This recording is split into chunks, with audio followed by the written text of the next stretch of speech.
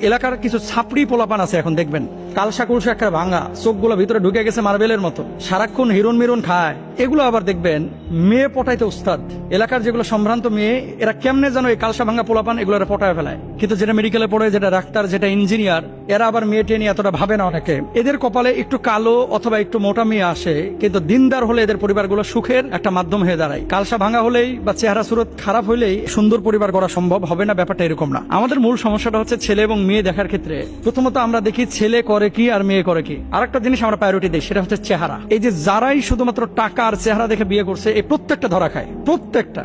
এই জন্য দেখবেন এলাকায় যে মেয়েটার পিছনে 70 জন 80 জন ঘুরছে, এর পারিবারিক জীবনটা ভালো হয় না। ওই মেয়েটা যদি পর্দার সাথে চলতো, তাহলে সেই মেয়েটার পিছনে এত ছেলে ঘুরতো না। নবীজি সাল্লাল্লাহু আলাইহি ওয়াসাল্লাম একটি হাদিস হচ্ছে, যখন তোমাদের কাছে এমন কোন প্রস্তাবনা আসে যার চরিত্র সুন্দর এবং দিনদারিতা ভালো, আল্লাহর হাবিব সাল্লাল্লাহু আলাইহি ওয়াসাল্লাম বলছে তাকে বিয়ে করে দাও এবং তার সাথে সম্বন্ধ করো। কয়টা জিনিস বলেন তো? দুইটা। একটা হচ্ছে চরিত্র ভালো, আর দুই নম্বর হচ্ছে যার দিনদারিতা ভালো। ভালো ছেলে কে? যে নামাজ পড়ে, যে দিনদার, যে মানুষকে ঠকায় না, যে মিথ্যা কথা বলে না, যে প্রতারণা করে না, যে মানুষের সাথে গালমন্দের আচরণ করে না, যে রেসপন্সিবিলিটি, বাপ মার প্রতি দায়িত্বশীল, এরকম ছেলেকে বিয়ে করেন।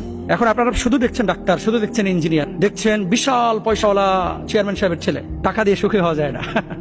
টাকা দিয়ে যদি সুখী হওয়া যায় তো পৃথিবীর সমস্ত কোটিপতিরা আজকে দুনিয়াটাকে জান্নাতের মতো বানায় ফেলতেন। তাহলে সুখের জন্য মানদণ্ড হচ্ছে দিনদারিতা আর সুন্দর আচরণ। আপনি মেয়ে যখন দেখতে যাচ্ছেন, তুমকাহুল মারআতুলি আরবাইন লিমালিহা ওয়ালি, এলাকার কিছু ছাপড়ি পোলাপান আছে এখন দেখবেন কালসা কুলসা একটা ভাঙা, চোখগুলো ভিতরে ঢুকে গেছে মার্বেলের মতো, সারাক্ষণ হিরোন মিরন খায়। এগুলো আবার দেখবেন মেয়ে পটাইতে উস্তাদ। এলাকার যেগুলো সম্ভ্রান্ত মেয়ে, এরা কেমনে যেন এই কালসা ভাঙা পোলাপান এগুলো পটায় ফেলায়। কিন্তু যেটা মেডিকেলে পড়ে, যেটা ডাক্তার, যেটা ইঞ্জিনিয়ার, এরা আবার মেয়ে টেনে এতটা ভাবে না। অনেকে এদের কপালে একটু কালো অথবা একটু মোটা মেয়ে আসে, কিন্তু দিনদার হলে এদের পরিবারগুলো সুখের একটা মাধ্যম হয়ে দাঁড়ায়। কালসা ভাঙা হলেই বা চেহারা সুরত খারাপ হলেই সুন্দর